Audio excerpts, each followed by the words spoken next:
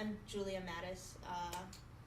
I took over signing for Alternative Sexuality Collective last semester.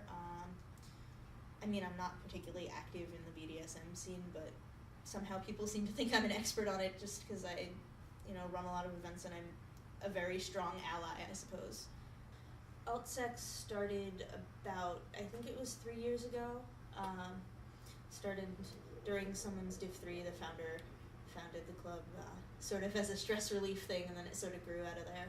So, as I said, it was founded sort of as their Div 3 stress relief, and then it sort of grew into like talking about alternative sexualities and what that means and how people are accepting and not accepting of various things and what to do about it, things like that.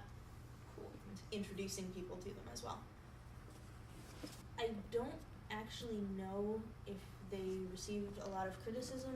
A lot of people around Hampshire have been really open to the idea of alternative sexuality. I think more than criticisms, they've received questions about what does that really mean and who fits under that spectrum and things like that. So, mainly a lot of chatting. People like to talk about sex. People also like to talk about sex when they know other people aren't going to go share their stories, and it's a confidential safe space, so anything that stays in the meeting, that is said in the meeting, stays in the meeting, so you have that extra little bit of trust between you and the other people. Sometimes we have topics that we're going to talk about. The last meeting we had, go learn something new, and everybody brought something that they learned to the group, so it was pretty interesting. That's typical. That's a difficult question. It's really, really hard for submissive women, I think, more than anything. It's like, how can women say, oh, I have fantasies of submitting, when they're like incredibly feminist and like they believe that women should have all this power to themselves in their daily lives, but then they willingly give up their power in a scene is very different from unwillingly not having any power. And there's actually a lot of submissive women get a lot of flack from feminists because of this. And yeah, I don't really know like how people deal with it very much. It's really difficult sometimes. Communication, more than anything. Like, don't be afraid to tell someone exactly what you want. It'll help everything move along. Make sure you know who you're getting involved with. Like, don't like do something just because somebody else wants you to. Like, actually know. Like, it's fine to try things out, and it's fine to say, no, I didn't really like that. And safe words are really important too, because it's really easy to get really into a scene, and even the most well-meaning person can get a little carried away, so you want to make sure you have that boundary that people know when to stop. Know who you're getting involved with, pretty much. Also, a good thing is research, to know, like, it can be fun to research about sexuality and topics in play, and and try things out. Don't be afraid to try things out, but be very careful about your limits, and don't let yourself get pushed into things you don't want to, very much. There are things that can turn you on a lot when they're negotiated and when they're consensual, but that might be completely unpleasant and unconsensual in your life outside of sex. So I think that that's like making it all the more important to be in constant communication and knowing like what your boundaries are and what your sexual partner's boundaries are, and like how to safely and consensually push those boundaries without going into a place that's triggering. So I think that that's like a lot of my understanding of the line between abuse and consensual, hot, kinky sex. I think there's a misconception, or sometimes I hear a misconception perpetuated, that all BDSM practitioners are abuse survivors or are abusers. And I think that link is really not accurate as far as linking those two things together. At the same time, there are BDSM practitioners who are abuse survivors, and I think being really clear about what the lines are there, being really clear about my own boundaries, becomes increasingly important, because knowing my partner's triggers and knowing my triggers involves really honest communication about things that can themselves be very triggering a lot of the time to talk about. So negotiating that is tricky but crucial. And there are, dynamics that come in, like my partner might want to play a certain way, that I might be okay with to a point, but then if it goes in a different direction, for example, if I'm okay with pain play, but not okay with verbal humiliation, and my partner sort of has an idea that those two things could go together, very easily in their mind, then it's important to be very explicit about exactly which activities I'm okay with and which are, which might relate to triggers or even literally to past abuse situations. So I think that's like especially important when you're talking about female assigned people and women, and particularly who have sex with other women, because so many of us are survivors of sexual abuse.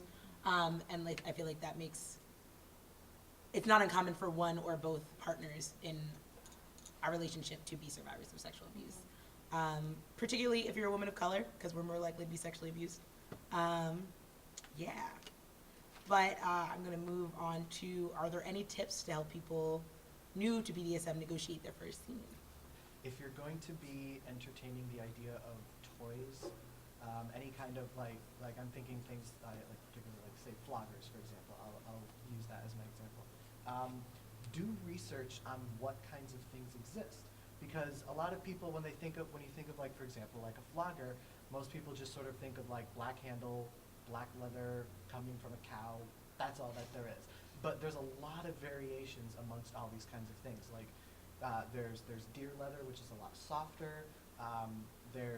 Stretched leather versus unstretched leather is very different. There's things that have knots at the end. There's twists in the middle. There's things with beads on them. All of these things have different kinds of feelings. How thin the tails are, things like that. Like, and if you actually put like effort into looking into these kinds of things, you can tell like what kinds of things actually just feel better for you and what things you can actually experiment with. And to look into like what things are made of, because for example, I know a lot of people aren't very interested in using things that have animal products in them. There's lots of different kinds of plastics that are used and acrylics and stuff that feel very similar but aren't made of animals and like things like that. And so just there's a lot of information about that kind of thing also that you can easily just find on the internet about like what things are made out of, what things are used for what purposes, and also what things that you may not expect could be used for other purposes. So if you're that's something that you're entertaining, it's just a good idea to look into what kind of stuff is there, because it'll help you get from like an awkward place to just something that feels more comfortable. I think what you're saying about the floggers is important too, because not all pain is made the same. Yeah. Like, it's important if you're going to start out with this to maybe consider, explore in whatever ways you can, what kind of pain interests you. Is it stinging? Is it thudding? Is it hard? Is it soft? Is it whippy? There are a lot of different, variables as far as the different sensations that we can inflict on our bodies, and different implements are going to inflict pain in different ways for people. And I think if you're starting out with BDSM, it can be so many different things. It doesn't have to be pain or any specific one thing. It can be costumes. It could be anything, I think, that varies sexuality, anything that makes it playful, that makes it fun, that makes it feel risky, even if it's not, even if it's based in, not in risk in any way. Soft things, I think, can be even more intense sometimes than painful things, especially for, if somebody is sensory deprived and then experiencing a very soft thing. Like, that's going to be overwhelming, perhaps, from a sensory perspective. So if you're starting out, be real with being willing to go slowly and not feel like you have to be hardcore right away or ever.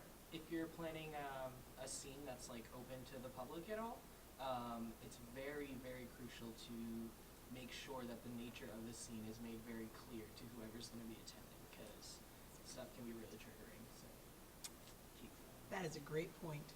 make sure that whoever is playing the top role is okay with doing whatever they're doing.